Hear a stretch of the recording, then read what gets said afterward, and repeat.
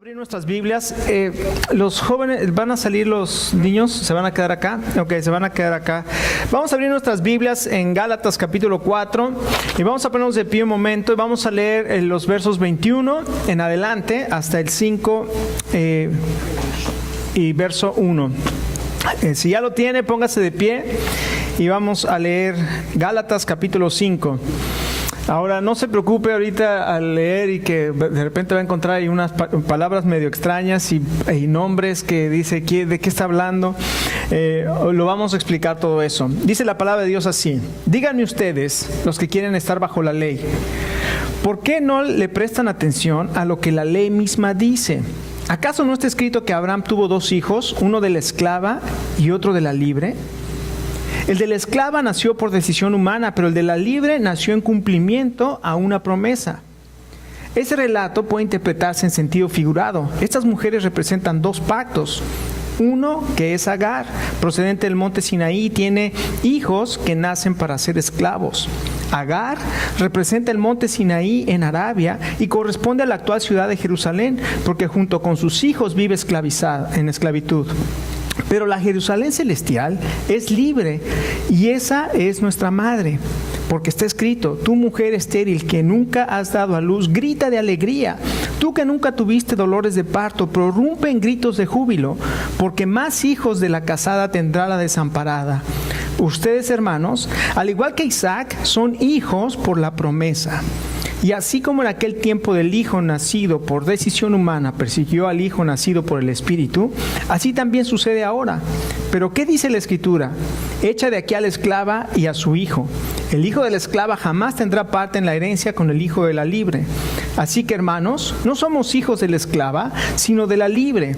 Cristo nos liberó para que vivamos en libertad. Por lo tanto, manténganse firmes y no se sometan nuevamente al yugo de esclavitud. Padre, en este momento venimos a ti una vez más, Señor, porque solamente queremos depender de tu Espíritu Santo, queremos depender de tu palabra y, Señor, de tu guía para poder entender la verdad de tu palabra. Ayúdanos, Señor, a que este día podamos entender la aplicación práctica de este pasaje y lo que significa para que podamos vivir de una manera que te agrade, Señor, viviendo de acuerdo a la libertad y a la bendición que tú nos has traído a través de tu Hijo Jesucristo. Padre, lo pedimos en el nombre precioso de nuestro Señor y nuestro Salvador, el Señor Jesucristo. Amén. Amén. Ok, tomen asiento. Y bueno, el mensaje de esta mañana se llama La historia de dos madres. Y aquí el apóstol está queriendo enseñar a los creyentes en la iglesia de Galacia, a los cristianos, que esa enseñanza que han estado recibiendo de personas que han venido de la iglesia de Jerusalén es una enseñanza que está equivocada. Porque estos hombres llegaron con un mensaje que el apóstol Pablo dice en el capítulo 1, vinieron con otro evangelio y luego aclara y dice: no es que haya otro evangelio, hay un solo evangelio. Si usted quiere saber lo que es el evangelio, lo podemos ver, como dicen aquí, en un nutshell, o sea, ¿cómo se llama? En una cáscara de nuez. Lo podemos poner tan simple como 1 Corintios capítulo 15 y verso 3 dice: porque Cristo murió por nuestros pecados. Este es el evangelio. Cristo murió por nuestros pecados conforme a las Escrituras, y que fue sepultado y resucitó al tercer día conforme a las Escrituras. Este simple verso de 1 Corintios 15:3 nos dice lo que es el evangelio y tiene un poder impresionante, porque dice: Cristo murió por nuestros pecados, ya Jesucristo pagó por nuestros pecados y ya Jesucristo sepultó nuestros pecados y nunca más Dios se va a acordar de nuestros pecados. Pero Jesucristo no se quedó en la tumba, sino Jesucristo resucitó, y por el poder de la resurrección de Jesucristo, usted y yo podemos tener una vida nueva aquí en la tierra y tenemos la esperanza de una vida eterna en el cielo. Ese es el único evangelio que hay y no hay otro evangelio. Cualquier otra persona que llega a decir que además de Jesucristo necesitas otra cosa, está equivocado. El apóstol Pablo dice ahí en Gálatas 1:8 que si alguno les enseña otro evangelio, sea maldito. No hay ningún otro evangelio. La única manera de ser perdonado y la única manera de nacer de nuevo y la única manera de poder tener acceso al cielo es a través de Jesucristo, y la Biblia dice, porque no hay otro nombre dado a los hombres bajo los cielos en el cual podamos ser salvos, solamente Jesucristo. Y cuando usted ha recibido a Jesucristo en su corazón como su Salvador, la Biblia dice, y lo hemos estado estudiando, que usted ha nacido ¿de qué? De nuevo. Usted nace de Dios, y cuando usted nace de Dios, toda persona que ha recibido a Jesucristo como su Salvador tiene un testimonio que ha nacido, que ha nacido de nuevo y que sus pecados han sido perdonados. Ahora Pablo en este capítulo llega al clímax de sus argumentos. O sea, ya ha presentado de varias formas la misma verdad. No es a través de las obras. La ley nada solamente nos guía. La ley es solamente un guía para llevarnos a Cristo. Nos ha estado explicando lo mismo y lo mismo. Pero ahora Pablo hace algo inédito en la Escritura. Nunca más usted va a encontrar en la Escritura lo que hace Pablo en este momento. Y lo que hace Pablo es tomar la Escritura del Antiguo Testamento y hacer una analogía. Es decir, ¿qué es una analogía? Es una historia que, además del significado de la misma historia, contiene un significado figurado, una figura para enseñar una verdad. Así es que Pablo utiliza esta analogía, y nunca más usted va a encontrar una analogía en la Biblia. Nunca más usted va a encontrar que esto significa esto y que esto significa aquello, como lo que va a hacer Pablo aquí. Ahora, las leyes de la hermenéutica, o sea, de la interpretación de la Biblia, no permiten, si usted va a hacer una interpretación correcta de la Escritura, no permite que usted tome analogías o simbolismos de la Biblia. O sea, que de repente, por ejemplo, hay una Biblia que se llama la Biblia del recobro. No se la recomiendo. ¿Por qué? Porque el maestro que hizo esta Biblia del recobro interpreta la Biblia de acuerdo a sus ideas. Y por ejemplo, en la parábola, una de las cosas que dice, si usted tiene aves en su casa, pájaros, como canarios, yo no sé, algún tipo de ave que tenga en su casa, y si usted está teniendo demonios en su casa. Y uno dice, ¿por qué? Y te lleva la Escritura y te dice, mira, vamos a Mateo capítulo 4. O Marcos capítulo 4. Aquí está la parábola del sembrador. El sembrador salió y echó la semilla, llegaron las aves y se los comieron. Y cuando interpreta el Señor Jesucristo esa parábola, dice que esos aves, ¿quién era? Satanás. Entonces, si tú tienes pájaros en tu casa, tienes demonios en tu casa. Ese tipo de interpretación son las analogías. Agarrar simbolismos en la Biblia y decir cualquier cosa sin entender el propósito. Y lo que hace Pablo aquí es una analogía. Y déjeme decirle, nunca más vas a encontrar una analogía. Y lo que yo creo que Pablo está haciendo es que tomó esa analogía porque esos maestros de la Escritura, de esos falsos maestros que vinieron, hacían ese tipo de analogías. Y mira, hermano, nosotros estamos llenos de maestros que hacen analogías de todo tipo, y toman analogías, y esto simboliza esto, y esto simboliza aquello, y esto simboliza acá, y entonces y luego ¿sabe qué le pasó a los gálatas? Quedaron hechizados con esas enseñanzas de símbolos y de cosas, que dijeron, wow.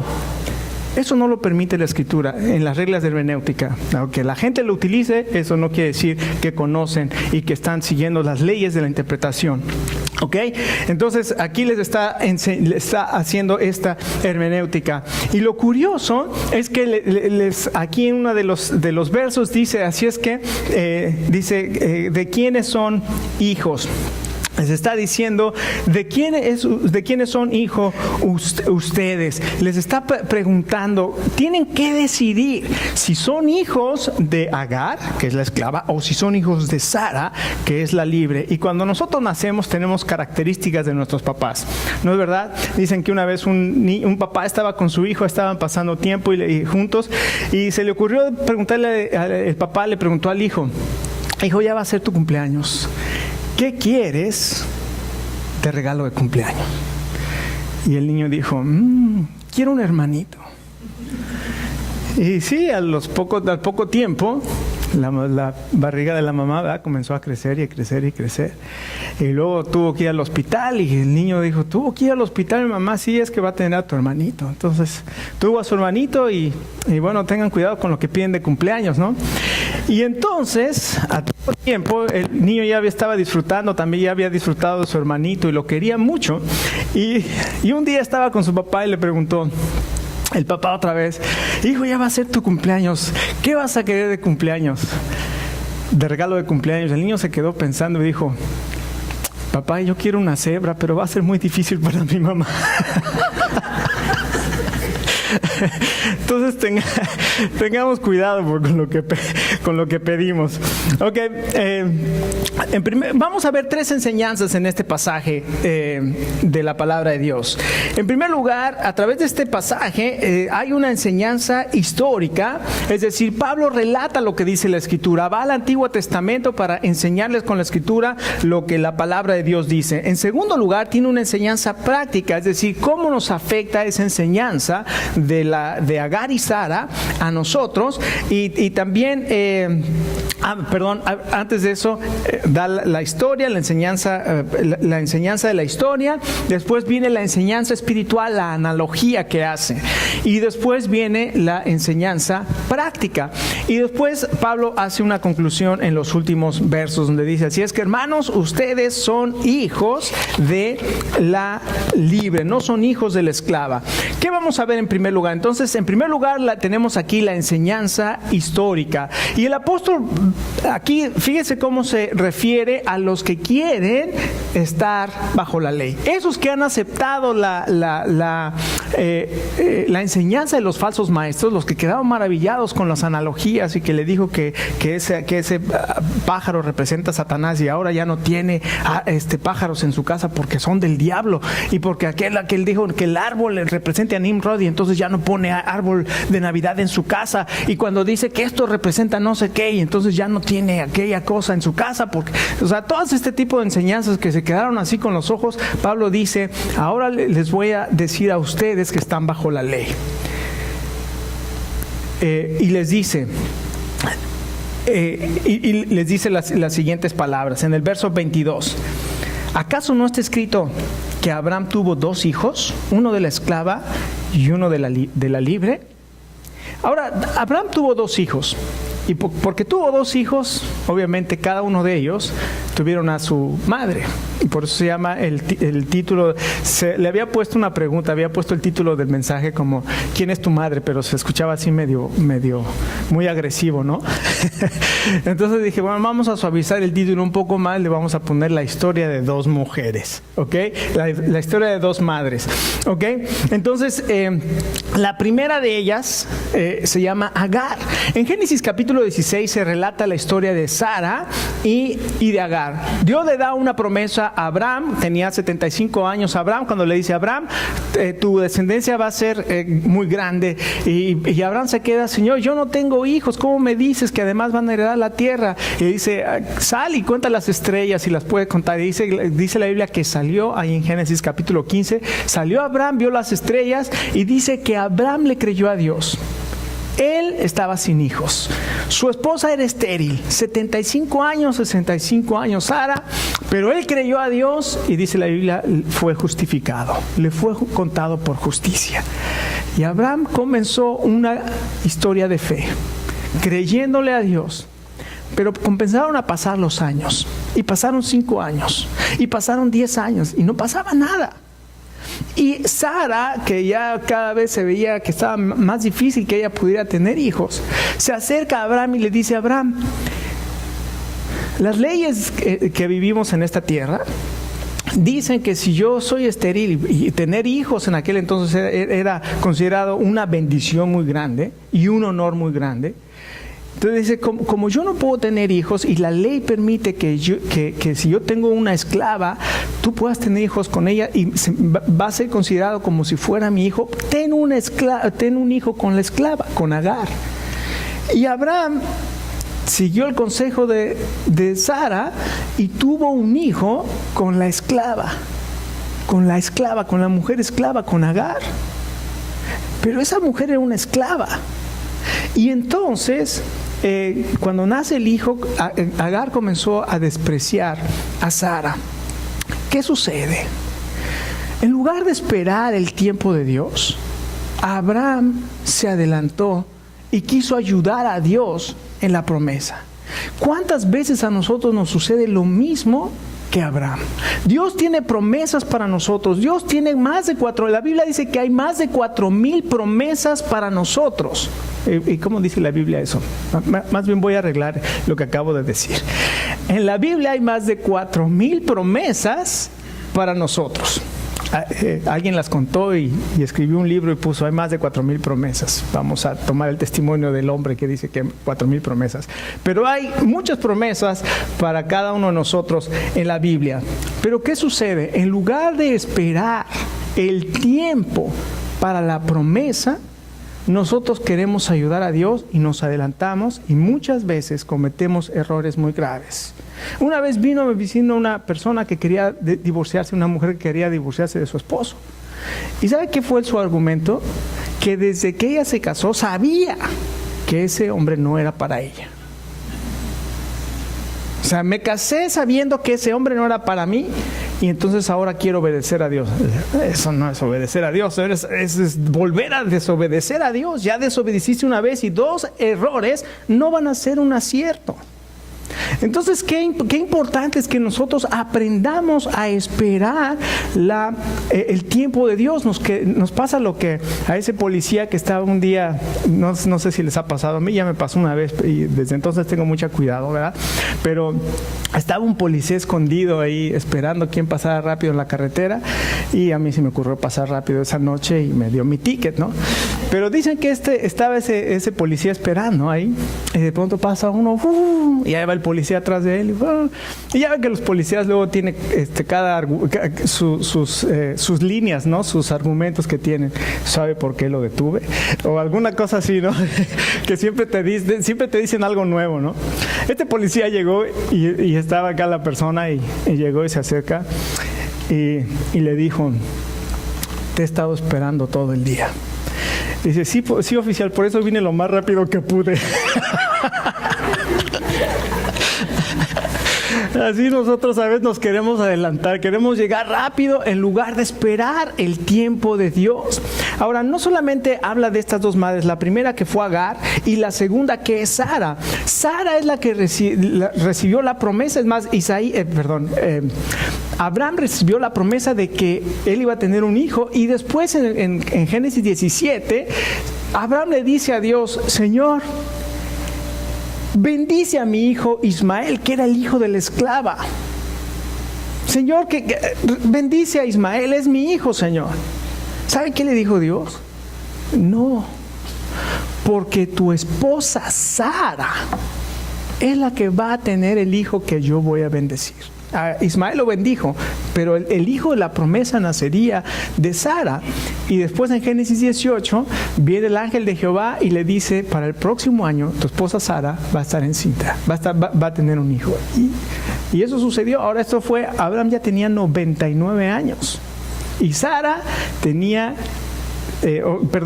Abraham tenía 100 años y Sara tenía 90 años. O sea que si estaba difícil cuando tenía 65 años, cuando tenía 90 estaba más difícil todavía.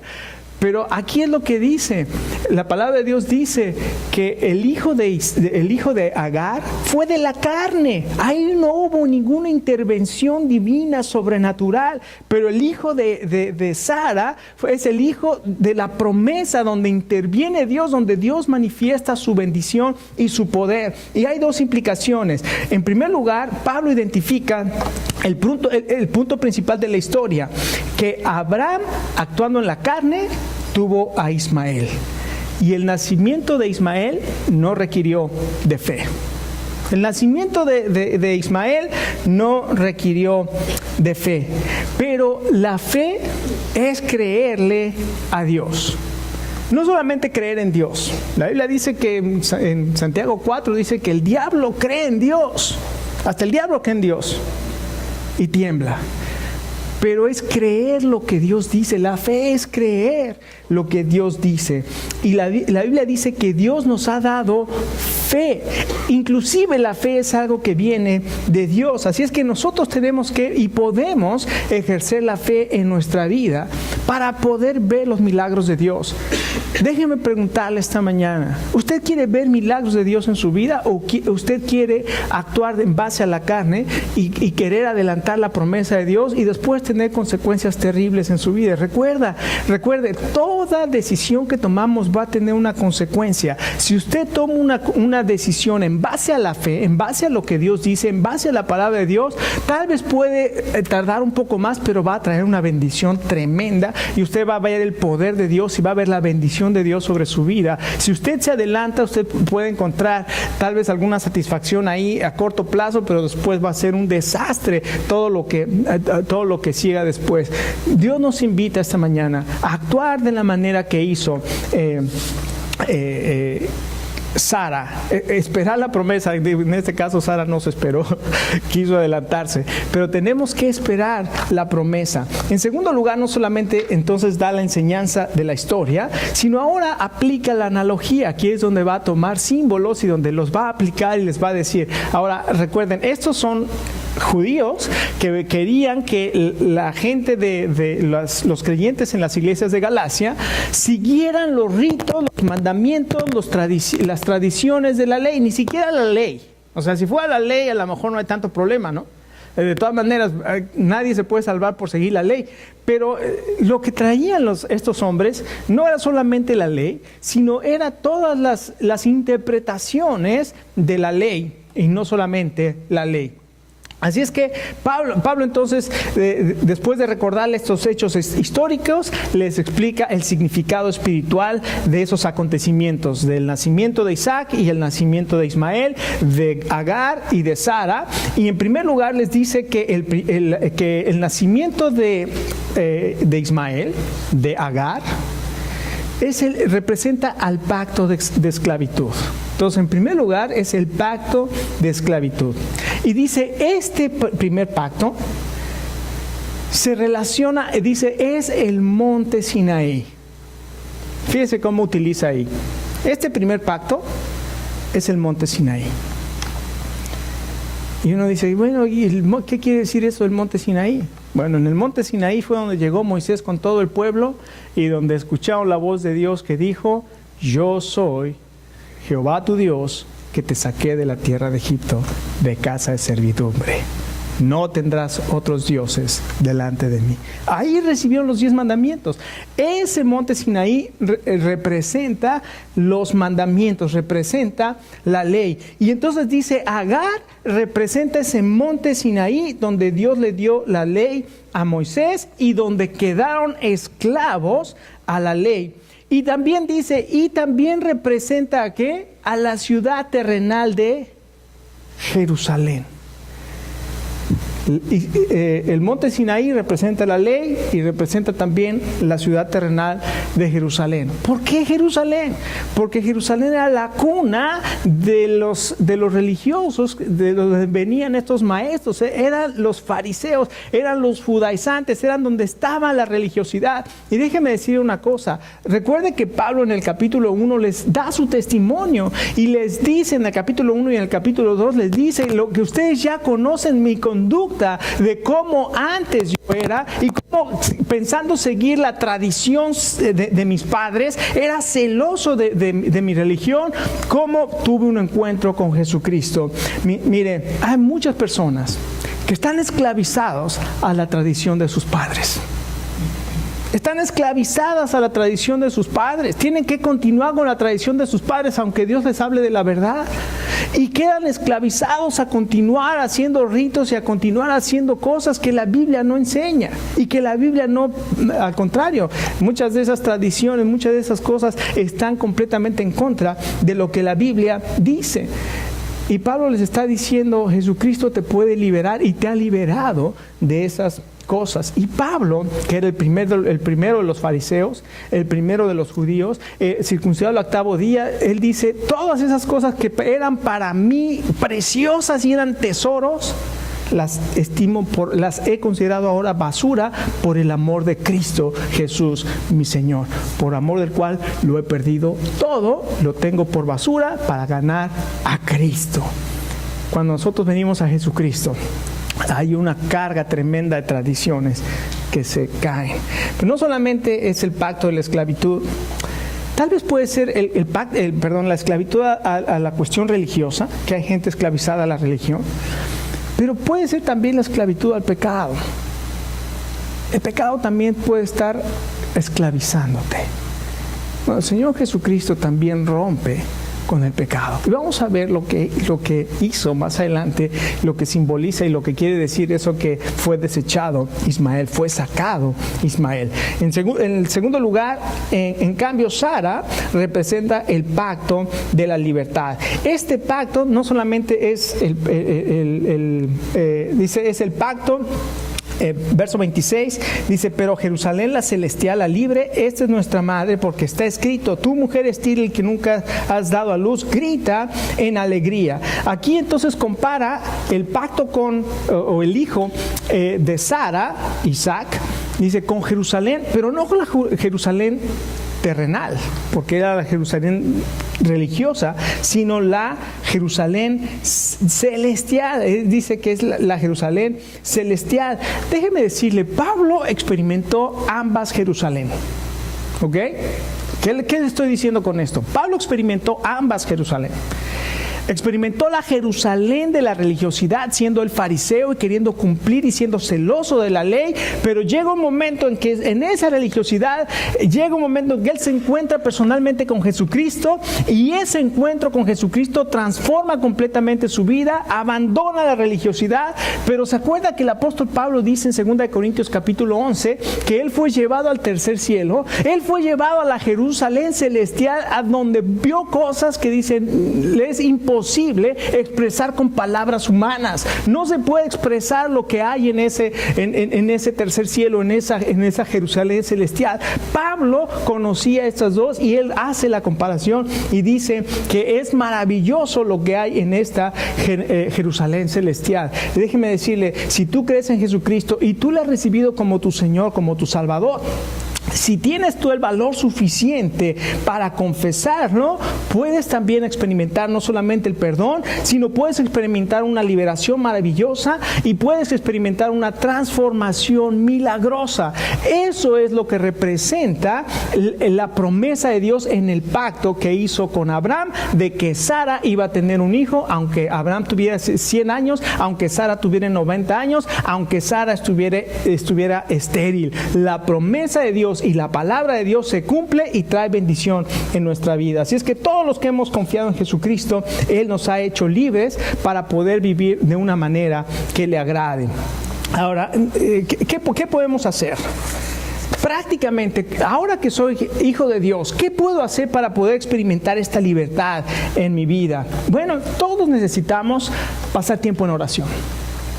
Necesitamos dedicar tiempo a la oración. No podemos decir que he experimentado una vida nueva si no tengo una necesidad de orar a Dios.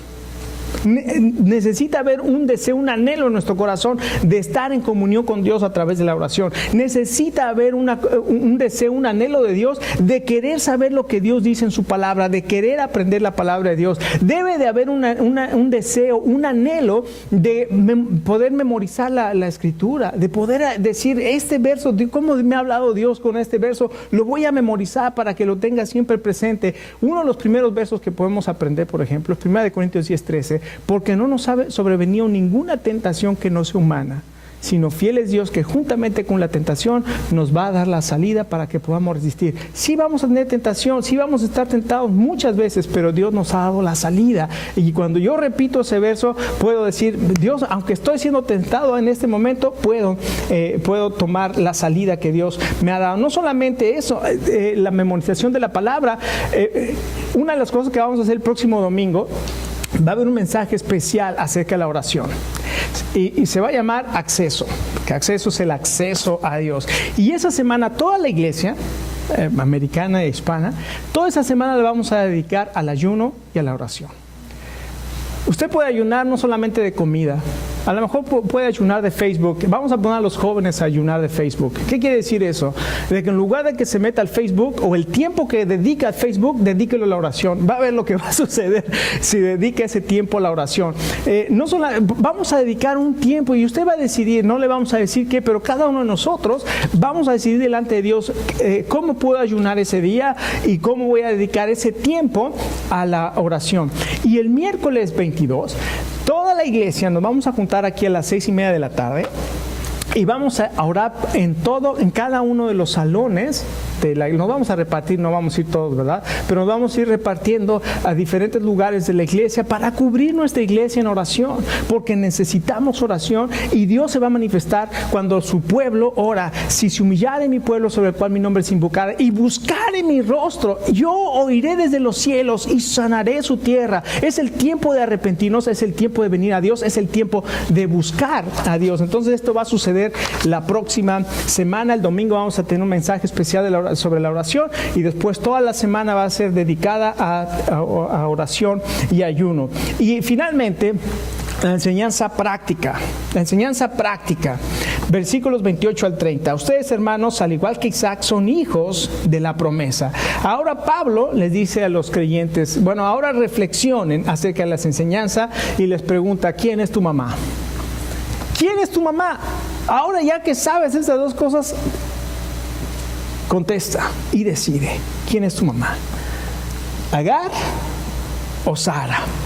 Y les dice en el verso 28, ustedes al igual que Isaac son hijos por la promesa. Tenemos que creer por fe, tenemos que estar creyendo por fe. ¿Cómo nació Isaac?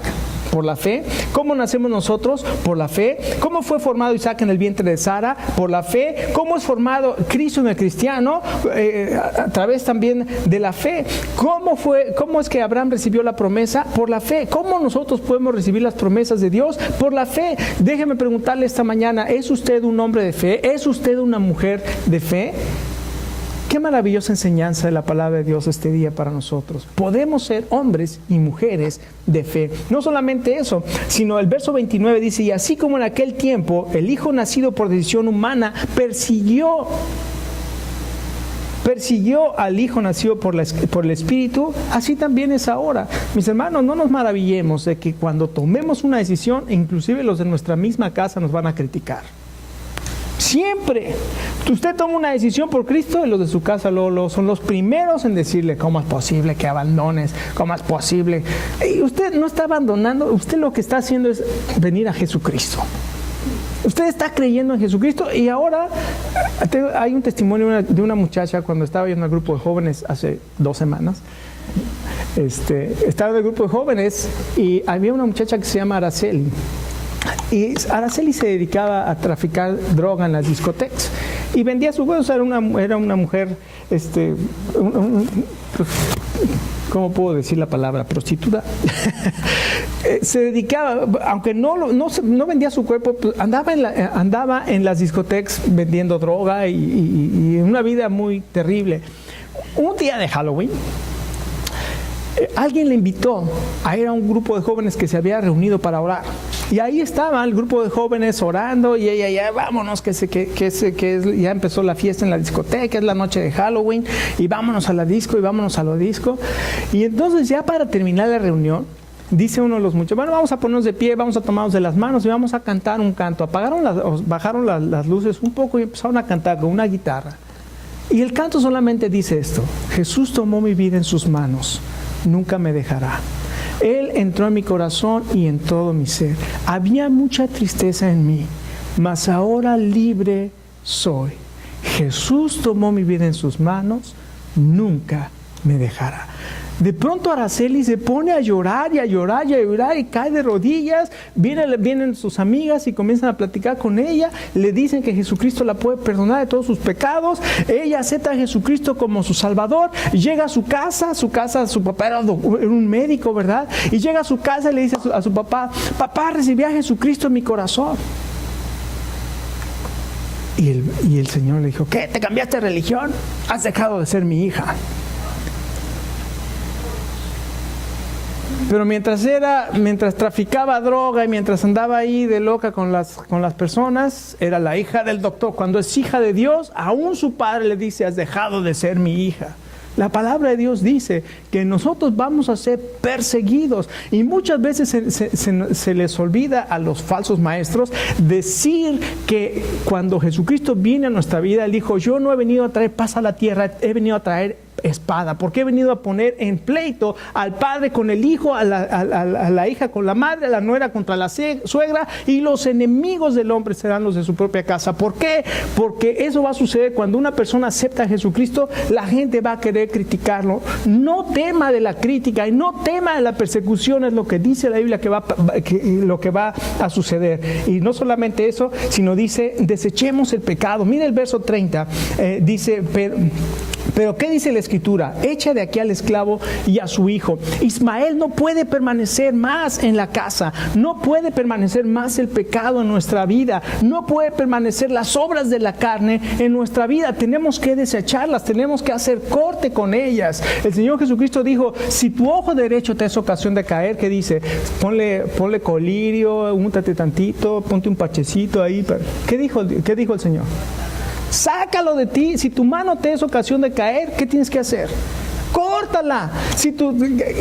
Es drástico. Con el pecado se tiene que tratar drásticamente. El pecado hay que cortarlo de nuestra vida. Y concluye el apóstol Pablo en el verso 31. Así que, hermanos, no somos hijos de la esclava. ¡Gloria a Dios! Somos hijos de la libre. Ya no tenemos que estar ni esclavizados a la religión, ni tenemos que estar esclavizados al pecado. Somos libres en el nombre del Señor Jesucristo y podemos vivir vidas que agraden su nombre. Vidas de fe para la gloria de Dios. Esta mañana, cada uno de nosotros podemos decidir. Y tenemos que decidir. Ray, ahí hay unas tarjetitas, creo que están ahí enfrente de ti, Néstor. Si me ayudas a repartirlas, esta mañana cada uno de nosotros, ¿por qué no tomamos una decisión de vivir por fe? Porque Dios nos ha dado el poder de vivir en fe y vivir libres. Y si tenemos este mensaje maravilloso de salvación, ¿por qué no lo compartimos? A partir del domingo 26, vamos a hacer una serie que se va a llamar Oasis. Es un lugar de descanso para las almas cargadas. Mucha gente está cargada, mucha gente está cansada en la vida. Vamos a hacer 5 mensajes a partir del 26 de agosto, donde vamos a encontrar descanso. Vamos a hablar del descanso que Dios ofrece para el alma cargada. Venid a mí, todos los que están trabajados y cargados, que yo los haré descansar, dijo el Señor Jesús. Entonces, dale los paquetitos de 3 y invita a 3 personas. Ahí están los paquetitos de 3. Ya nada más dale el paquetito de 3 y podemos invitar a 3 personas a partir del domingo 26, bueno, el próximo, y vamos a estar toda esa semana orando por estas personas. Vamos a ponernos de pie y vamos a despedirnos.